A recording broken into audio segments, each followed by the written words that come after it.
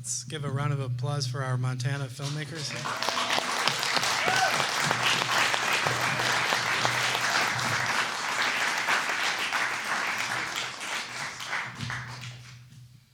Okay, and there should be one microphone there for you guys.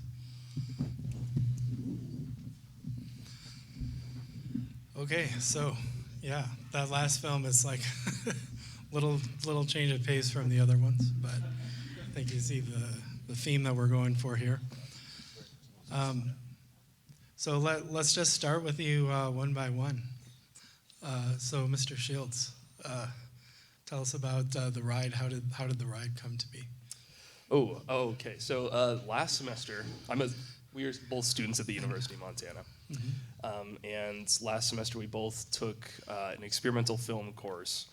And I went into it thinking, I'm going to make like this drug trip movie. I love drug trip sequences in movies. And we kind of just ended up doing these like random exercises that were like very by the book assignments the entire semester. And then I was also like directing 2 documentaries at the time, and then it came time for like our final project, and I had 2 weeks to put something together. And so that was 2 weeks from like script conceptualization and writing to finished editing turned in. And Nathan here was kind enough to star in it for me. We had a ragtag group of people. The crew list ended up being insanely long because people are like, well, I can be here 2 hours on Saturday, but not for the rest of the day. So it's like piecing it together. I'm like, I'll take what I can get. Like, give me anything that you can. But it was experimental in nature because I tried to like take a pretty big departure from what I would normally do or what most people probably would with a film. I showed up with a skeleton of a script. The only thing that was actually scripted in there, like dialogue-wise, was the big car dialogue about magic sacks and orange juice. And then the rest of it was completely actors. I had like notes, like they show up to the door and they're greeted over-enthusiastically, and the actors just like had fun with it, and we did a couple tries and, made some fun choices out of that. But yeah, hardly any script. There was no shot list. There was no schedule. I just showed up to set, and I was like, we'll just feel it out. We'll just, try new things, and tried new things in the editing side of things, and just kind of like tried to have as much creative fun with it as I could. And that's what happened. So I'll pass this to you, and you can tell. Yeah. So when I read the script, I was like, "Ooh, this is very fun. This is very fun." When I read the script, I was like, "This is very fun." And Chris had told me his idea to kind of do sort of the drug trip movie and play with the camera and kind of give that sort of perspective of someone going through it. And so when he like pitched me that idea alone, I was like, oh, that's going to be exciting and very fun. And then when I read the script, I was like, ooh, this is really nice, because not only is it like a lot of fun, but also there's heart, and the way that sort of it comes back around at the end to, oh, he did actually get him tickets to for a real trip, and that was very moving. So not only was it fun and cool things with the camera, but it had heart, and I think that's what made it even more special, I think. And on the point of the improv, that was one thing that honestly intimidated me, because I'm still, I'm a young amateur actor, so improv is something that I'm not entirely, comfortable with yet. I'm not experienced with it yet. So when Chris mentioned that there would be improv, and when I read the script and could see that there was going to be a lot of room for improv, I was a little scared, but I was up for the challenge, because I think that's a great way to grow as an actor, is to kind of push yourself and try, just being creative on the spot. So, but it also helped that Nick Dorsey, my co-lead, was experienced in the world of improv, so that always makes it easier. Yeah, you two had a good rapport between you. So you see the LSD trip or the mushroom trip on film a lot, but I like that you didn't use any sort of artificial graphics. That it was all done in camera with different lenses and with editing and with sound especially. And I think you portrayed a pretty genuine experience. So yeah, it came across nicely. So Aaron. Hi.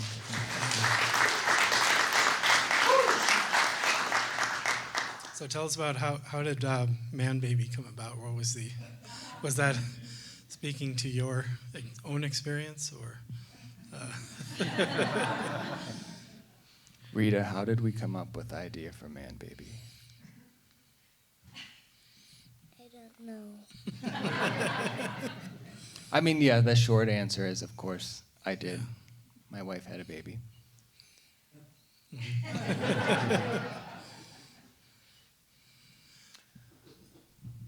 But tell us more about how. So, how did it go from idea to script to concept, or? I had the amazing experience of having a baby, and but Rita was born right in the pandemic. She was born in New York. We came back to Montana, where people were making films despite the pandemic, which was amazing. And I found a lot of friends and creative collaborators who were supportive of the project, and I submitted to the grant, and the film office supported the project. And I thought I was making a really scary movie. And then I was on set, realizing that everyone thought it was hilarious. And then there was the amazing experience of editing a movie that was trying to be scary sometimes or suspenseful and also very critical and satirizing this man's experience. And so that's the movie that we have now. Nice, thank you.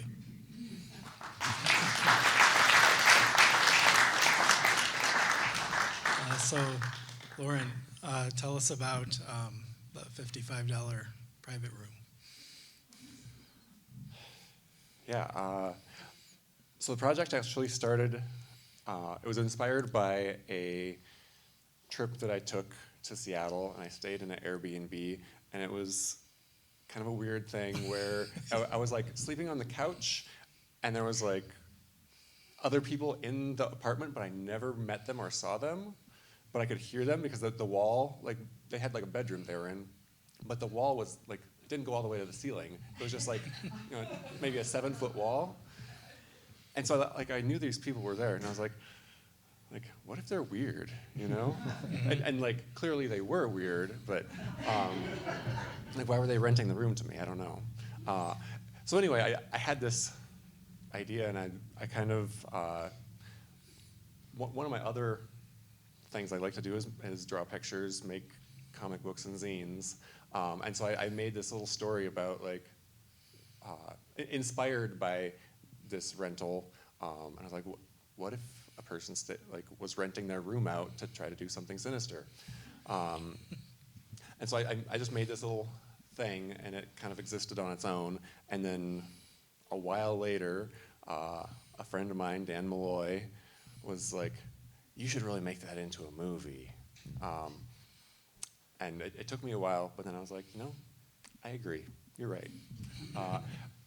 And I wrote it out. I also applied for a grant from the state and received some funding and made it a movie.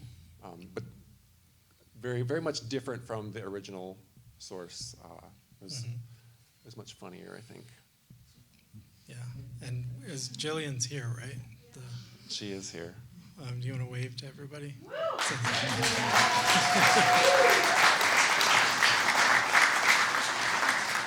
So Gillian was in 2 of the films, so she was also in Double Nickel.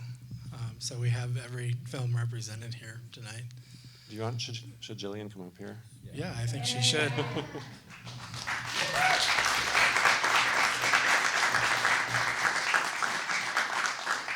So Gillian, do you want to tell us a little bit about your experience both with Lauren's film and with Double Nickel? Sure. They were very different experiences, very different movies.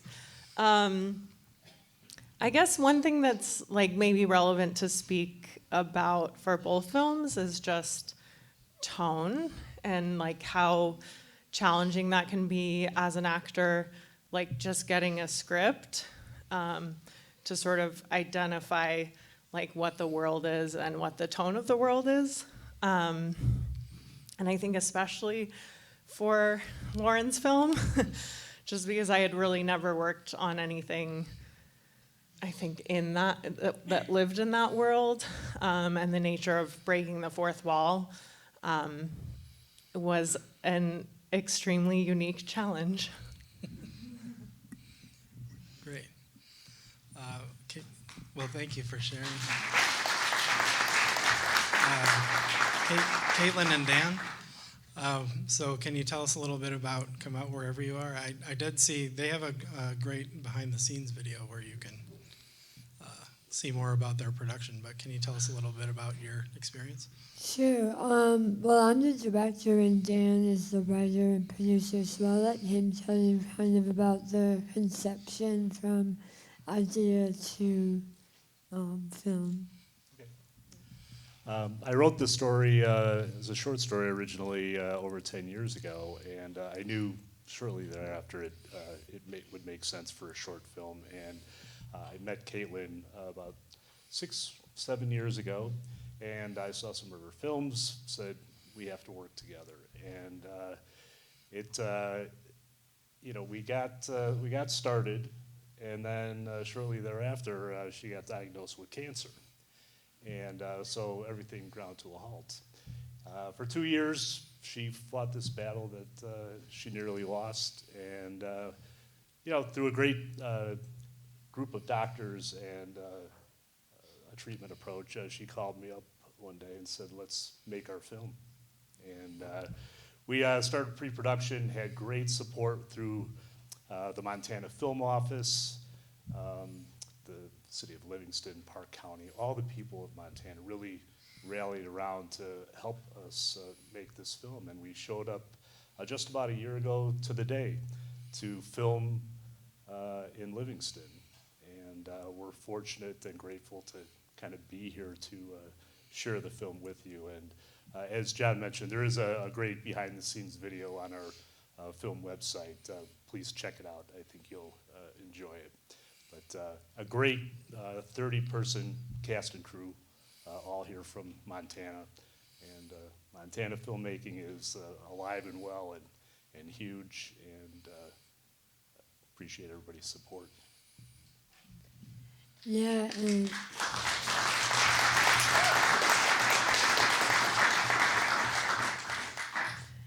And as a director, I mean, a lot of times, I've written and directed my own stuff, so this is my first time directing something I haven't written.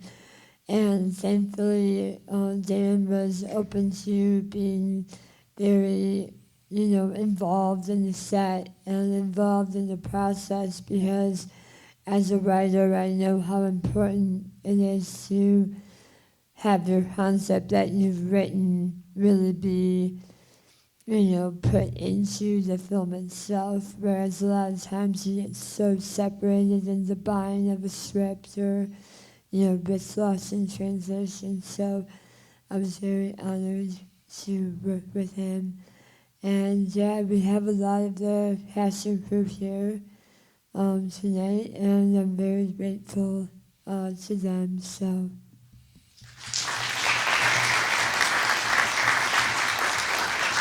Hey, John, would it be okay to have them come down just for a quick second? Yeah, please. They traveled from far reaches to be here with us tonight. Douglas Hurricane Hall, who played Pete, come on down. And Blake DiPastino, our lead actor playing the role of Vern, come on down. Great Montana actors. I'll say some few words. Put you on the spot. I'm shy. He is, but he is terrific. Part of what I learned from the experience, this is one of the most rewarding creative experiences of my career so far, which is not very long, but incredibly rewarding, because I got to work with folks like Hurricane and brilliant casting, right? Because if you went to central casting and said, I need a man who's going to look like he's going to kill a bear with his hands and then eat his liver, this is who you would cast. But he's like really the only sympathetic character in the picture, and the only person I connect with. And I wish Marilyn were here because it was the same with her. She just gave me so much to work with, and the story was delightful. And as we keep talking about, Montana is really a character in the picture because it changes moods, it gets angry, and then kind of settles down at the end, and you don't know where it's going to go exactly. And I think it's testament to what Dan was saying, that Montana filmmaking is alive and well.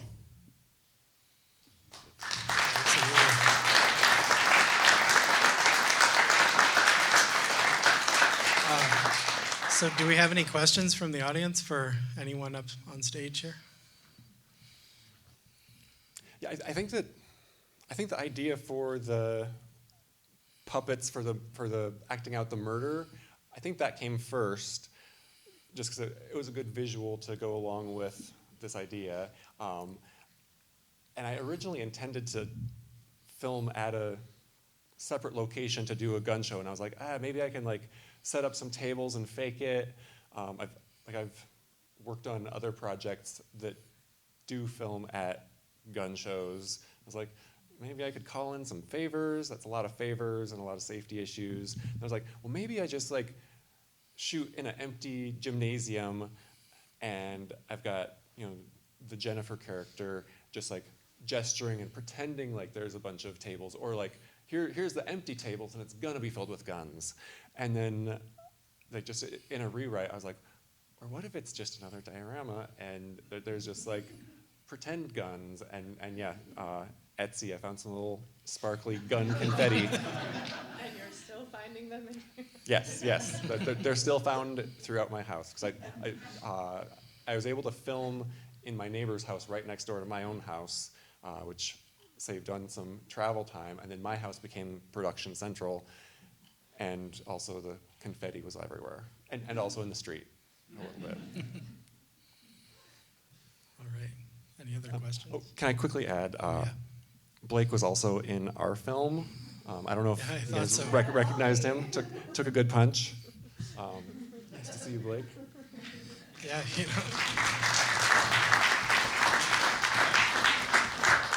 So when I went through all the submissions, I didn't watch them in this order. So I'm seeing, I was like, wait a minute, like there's a lot of the same people in a lot of these films. So yeah, that was fun to see. Any other questions? Okay, well, does anyone else have anything they want to add? We just so appreciate you being here. Such a great turnout representing our state and the filmmaking industry in our state. So we really appreciate you being here and sharing your work with us. So thank you very much. Thank you.